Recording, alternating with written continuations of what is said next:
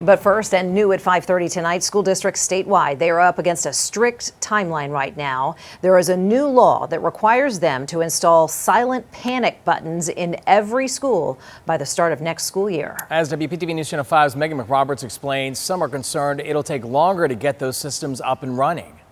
More than 3 years after the massacre at Marjory Stoneman Douglas High School, a law created in the aftermath, Alyssa's Law, will take effect during the 2021-2022 school year.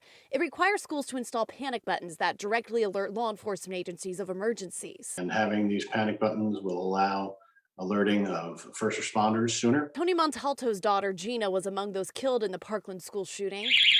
One company that created Alyssa's Law compliant technology is ASR Alert Systems, based in Jupiter. The goal here is to save time, save lives by saving time. President Hector Delgado has already installed his patented technology in multiple schools in 8 states, including Jupiter Christian schools seen here. I'm very passionate about it. The Florida Department of Education this month released its list of 9 vendors that it intends to enter into an $8 million contract with to run the panic alarm system statewide.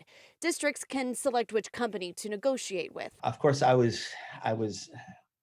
I just couldn't believe that our name wasn't on that list. Now Hector is among 3 companies protesting this vendor list, a process that could pause contract negotiations potentially for weeks or longer. Any delay delays the safety of our students and staff members at school. But Hector says he wants to see why he wasn't chosen and worries about losing contracts with his current clients if they miss out on state funding for using a non-state recommended provider. Do you feel like you're kind of throwing a wrench in the system and delaying it more than it needs to be? It's not something I take pride in or that, I receive pleasure in, but I think the Department of Education has a history of making some poor decisions. The Department of Education said it cannot comment on any open procurements. Just because you lose doesn't mean you have the right to protest. If they truly can prove that something was amiss, then let's get it up front and let's get it done. Megan McRoberts, WPTV News Channel 5. Now, we did reach out to all Treasure Coast school districts. Officials in Martin, St. Lucie, and Indian River County are telling us that they are already Alyssa's Law compliant, so they are not concerned about